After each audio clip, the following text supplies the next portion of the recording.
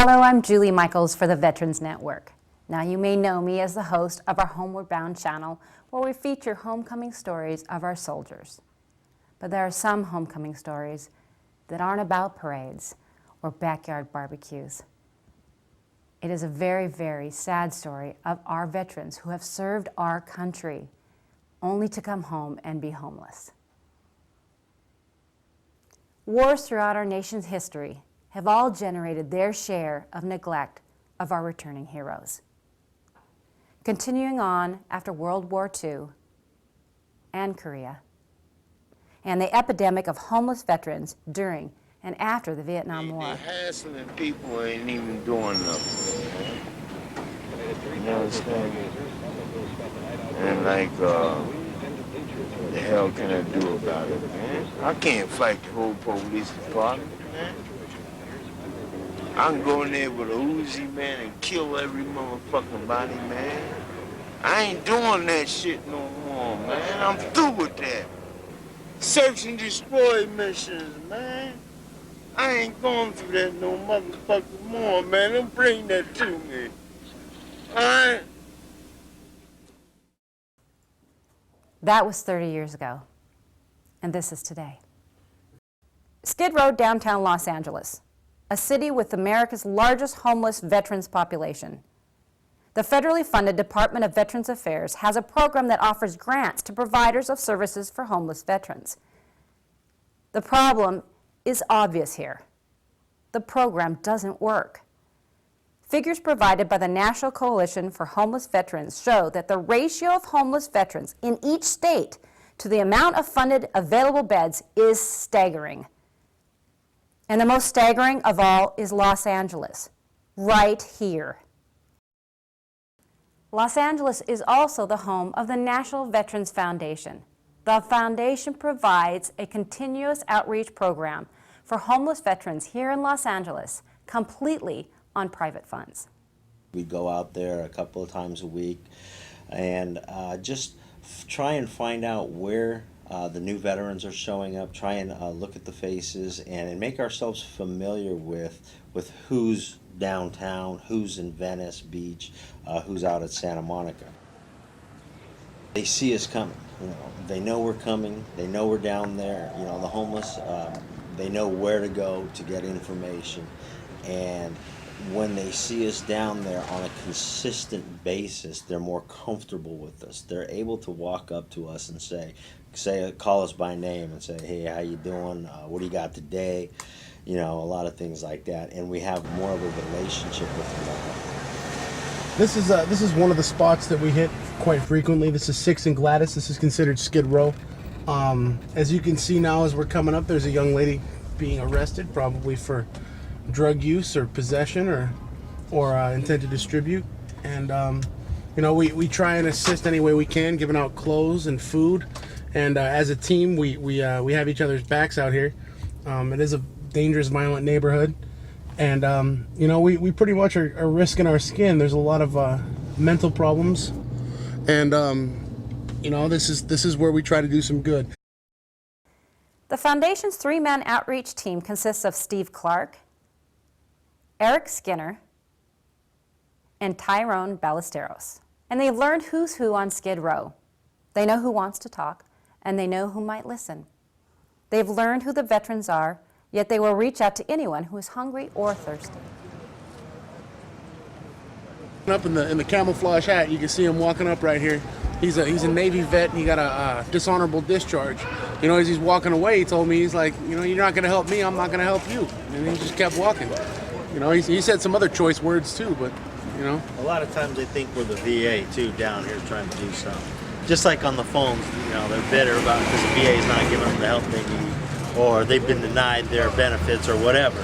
One guy I met right across the street, 15 days before he was getting his first paycheck, and he was still living down here, you know, and he just needed a place to stay. Hello, how you doing? Hi, how are you? Pretty good. Thank you for coming out today. So now we pick up cases of water either from Costco or Smart and Final. We pick up cases of water, we pick up granola bars, we pick up some hygiene kits. We make hygiene kits, Steve goes out and actually has a local deli that makes sack lunches on the weekends. So he goes out on Saturday and hands out sack lunches also.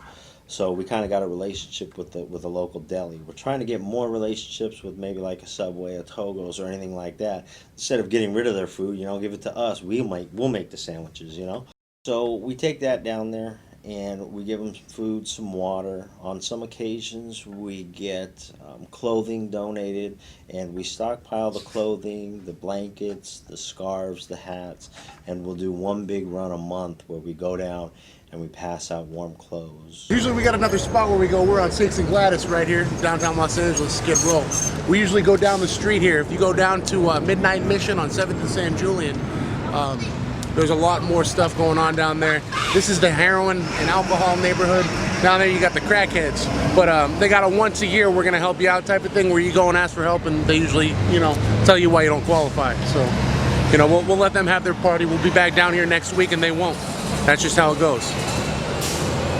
And I believe that they do that because of a guilty conscience. So-called Good Samaritans want to come out here and make their name known, make themselves known, get the face on the screen so people can see them. Oh, I see that person on TV. But in reality, when they leave, the person that they had just left and gave food to and spoke with, they're right back in the same situation as they was before the people even got there. You know what I'm saying? So it doesn't even make any sense why they come in the first place if they're not gonna have a solution. You're coming down here with Band-Aids. You need to do surgery. This is what it's all about, surgery. I'm happy just making a difference. If we can get someone into a program and let them know that life can start over, or even if they don't stay, that they do have benefits available to them, even if they're just a regular homeless person, that there are places they can go. Just that knowledge, it plants a seed. Maybe they won't end up dead on the streets because of that. It's showing up, just showing up, letting them know that they're not invisible, and talking to them just like a normal person. Let them know that we're here. That this is it. I'm not up here. I'm not down there. We're equal. I try to get out and shake their hands. I'll listen to them. I'll take the time out and just sit down on the curb and talk with them for a minute. It doesn't matter if they want help or not, as long as you get to make them feel like a normal person for 15 minutes. What we do is in these relationships that we make, we don't push them or force them or say, this would be better for you if you did it our way.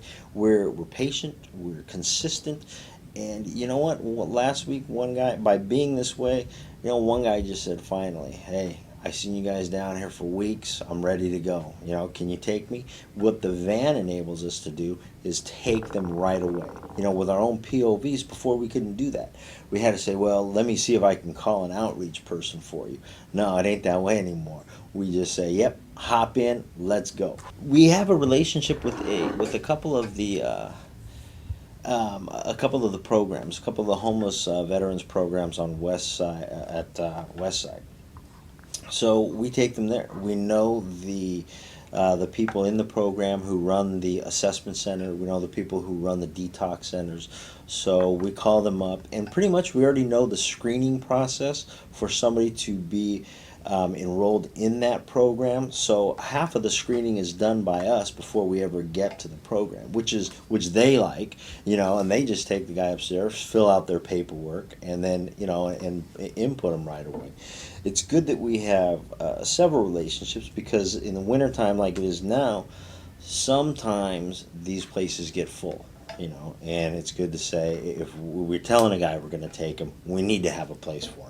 Again, it's going back to the consistency and back to if you were telling him we're going to do something, it's important that we do it. It's important for them that we do it, because they've been told, yeah, you're going to get your money, you'll be taken care of, and this and that, their whole lives, and they're not, and now they end up homeless. The solution to the homeless among our nation's veterans may not come tomorrow, but it certainly can begin today. The hands-on approach applied by the National Veterans Foundation outreach team shows us that going the extra mile may be what it's going to take to someday cure this unacceptable situation. If you're a veteran and you need help or information, don't wait till it's too late. Call the National Veterans Foundation toll-free hotline at 1-888-777-4443. That's 1-888-777-4443. And you will get an actual person, a knowledgeable person who will be there to help you. And please visit the National Veterans Foundation website and see how you can help at www.nvf.org. This is Julie Michaels, and thanks for your time.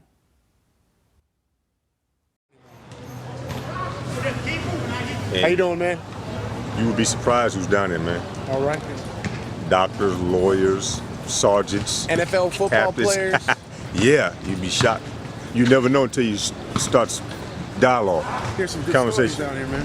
Yeah. You start dialogue, you find out who's out here and who's who. You a veteran by any chance, man? They got stories for you. As Steve has said, they got stories for you. You know, but our main thing is to get out here and let them know that there is hope and that they do have a chance. And if they really want to put forth the effort to make that happen, then they can do that. But sometimes they need a little help. You better? Man. Yeah, it is. You a vet, we can get you in somewhere quick. If not, we can probably get you in somewhere today. I think twice. Hey, never look a gift horse in the mouth. I don't know how they got that, but You know how they got that? You ever hear the Trojan War with the Greeks? When they brought in the Trojan horse, the gift horse, and all them just jumped out while they were sleeping and killed everybody. is that where that comes from? Yeah. What's your name, man? So it's like you're like a Greek philosopher. Hollywood, man. What's your name, man? Muhammad Ali. Muhammad Ali? Muhammad Ali. I'm George Bush. Stay up, man. Some old brothers, huh?